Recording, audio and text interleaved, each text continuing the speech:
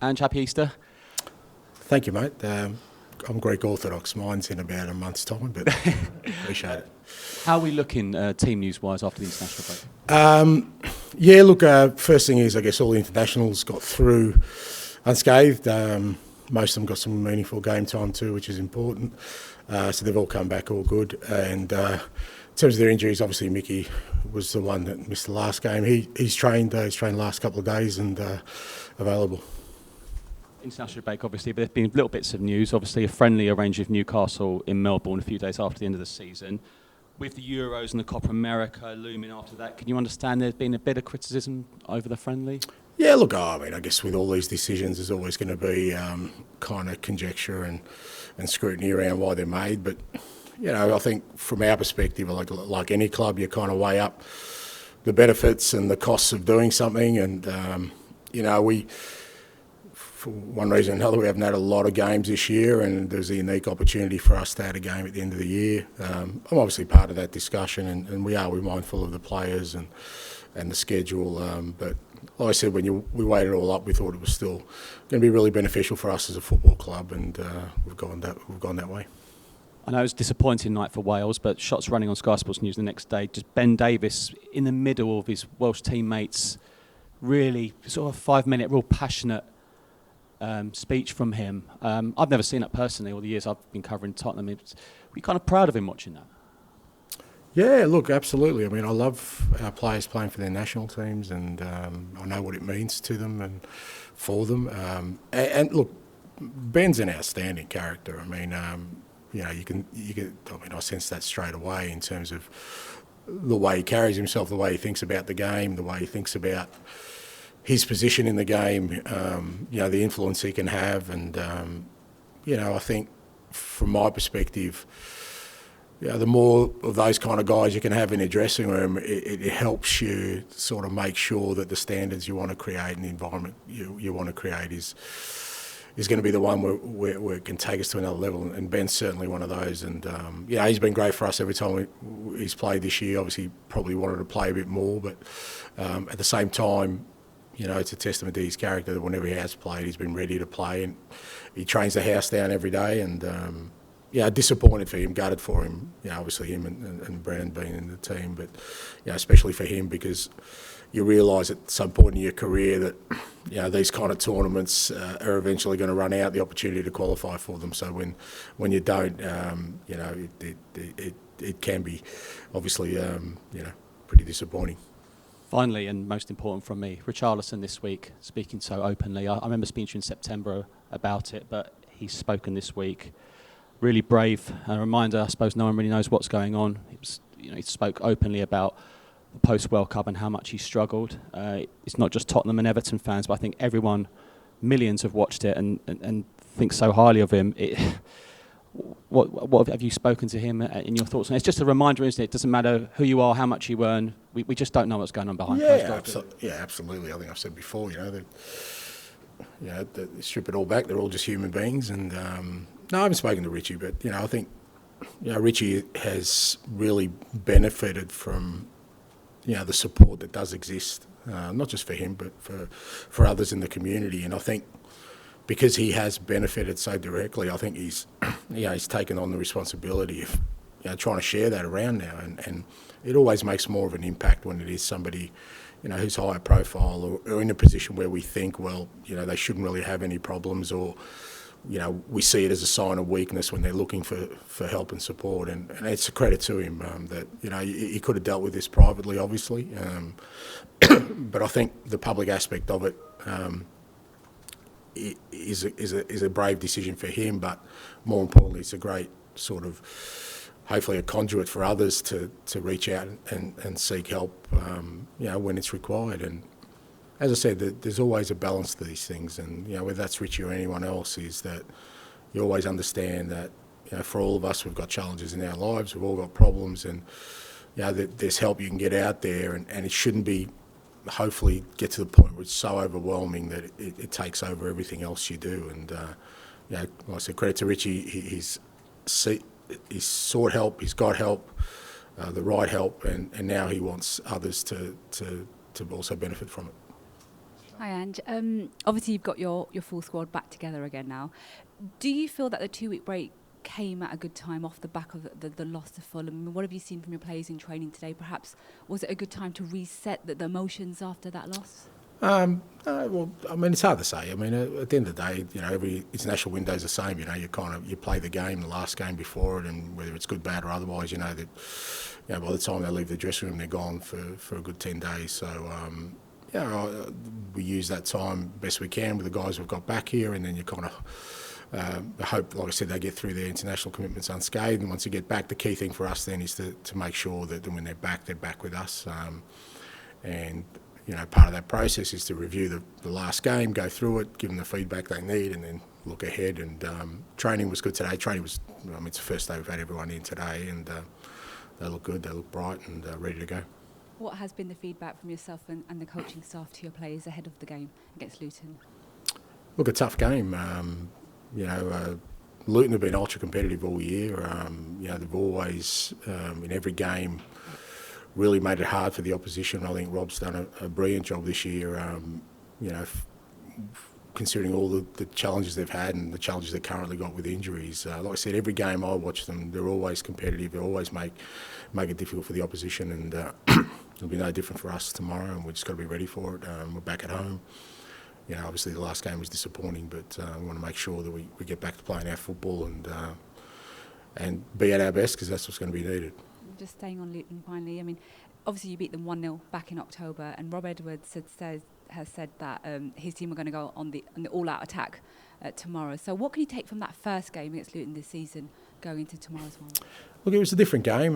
You definitely take away the competitiveness and how hard it is to play, at that venue with a crowd so close to the pitch. We obviously had Eves Basuma sent off, and it was a different kind of victory for us. But you could see on that day that they're an ultra competitive team, and you hear a lot of coaches say they'll go out all out and attack, but Rob backs up his words with actions. When I've seen them play, whether that's against City or Liverpool or Arsenal or any of the top clubs, they've still gone out and been really aggressive. So they're going to be aggressive against us, and we're going to be ready for it. Can I just very quickly check on Richarlison? He didn't play any minutes for Brazil. Is he okay, fitness-wise? Yeah, he's okay. He's had a bit of a niggle that we've kind of been managing him, and I think Brazil managed him, but he trained today and he feels good, so he's available. Back on Ben Davies, got his UEFA A licence this week. I think he wants to do his pro licence before he finishes playing as well. You've obviously someone that's given a lot of young coaches opportunities. Just destroyed the chair there, mate. He's not getting my job, mate. He's got a bit of a way to go, Ben. Yeah, so. Essentially, can you spot people like Ben quite early on when you know a player can be a manager going forward? Not really. It's hard, but what you do need is, especially, I think I've said before that the demands on coaching and being a manager are greater than they ever have been, and you've got to be really committed to it. And part of that process is obviously doing your badges, which is not easy. It requires a huge time commitment, a financial commitment, and that's kind of the first part of it. And then you're not necessarily going to start at the top. It would be great if we all did, but you've got to put in some hard yards there. And so for me, it's one thing to sort of be really passionate about it and sort of wanting to explore the possibility of it. But as I've said to many players, if you think it's an extension of your playing career, it's nothing like it. It's a totally different experience. But, like I said, part of that process is making sure you try and gain as much knowledge as you can along the way. And, Ben's already showing those qualities. You need to have a constant curiosity about, getting better and trying to improve yourself. And, it's a good place for him to start, but I still think he's got a bit in his locker in terms of his playing, and I'll be making sure that that's still his main priority.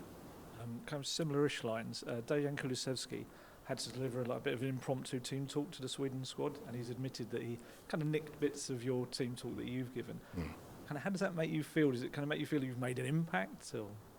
It's okay if they win. I wouldn't be happy if he was using my words and they didn't. No, look. You kind of, you hope. It's not always the case, but you hope when you talk, people are listening.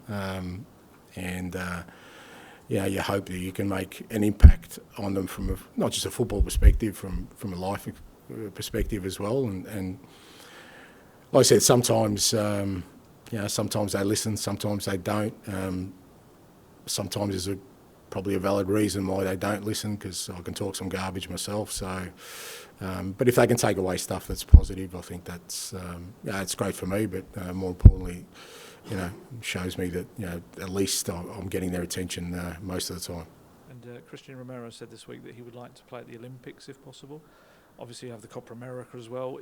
I know obviously you like players to play for their country. Is there any concern that any lack of rest you might get this summer? Yeah, look, with all those things, the Olympics is a little bit of a different issue, because clubs aren't obliged to let players go for the Olympics, and from that perspective, we have a little bit more of a say in it than kind of other internationals, and certainly from our behalf as a club, we'll always be looking at kind of making sure that there's a balance there, and he hasn't spoken to me about it. No one's spoken to me about it, but I guess my pretty strong advice would be that with the Copa America at the same time, and hopefully gearing up for a big season next year, I'd be suggesting rest is a better policy. Just very quickly, because I just remembered it. Rodrigo Bentancur said this week he's been playing with a broken toe for last month. Does it just kind of show what a warrior he is? Yeah, it's broken small toe. He's got 9 others. It's. I don't think. I think no one can question Rodrigo's courage with what he's had to deal with recently. It's one of those things, but he didn't want to stop playing, and medical advice was he could keep playing, so he's still been training and playing. He hasn't missed a session as far as I can see, and I think he's better now anyway, so he's fine. Okay, we'll finish with George, please. Hi, Ange. I just wanted to go back to the Fulham game. When you reflected on that, what did you sort of see? What are the things you saw that you didn't sort of like about that performance? Oh, there was a whole range of things. I think I said after the game, we just we didn't work as hard as we have been in other games. It was probably the first game this year where I haven't felt our competitive levels were where they should have been. And when they're not, you're gonna pay a price. And we did on the day. I thought Fulham were good.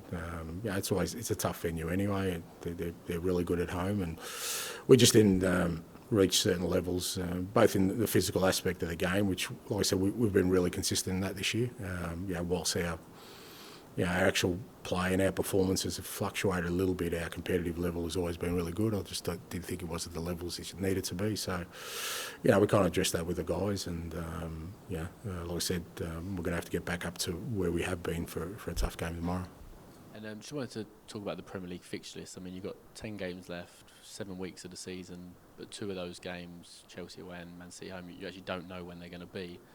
How sort of unhelpful is that kind of uncertainty, which you wouldn't sort of normally associate with the so-called best league in the world? Well, yeah, I mean, I guess, it's been, look, I think I said before, it's been a real weird season from that point of view of just there hasn't been any real consistency or flow to our season. Some of it self-inflicted because obviously we didn't have, long cup runs. We weren't in Europe. But it just feels like we've always had some sort of disruptions, weekends off or, midweek games at unusual times, uncertainty. So it's just been that kind of season for us. We've just sort of got to get on with it. At the end of the day, like I said, we know we've got 10 games to go. We know when the last game is, and we'll have to play the other ones in between and just be ready for them. Okay, we'll end the broadcast section there. We'll move on to the embargoes for 10:30 tonight. Hi, Ange. Can I ask you about Kasuba? It felt like before the previous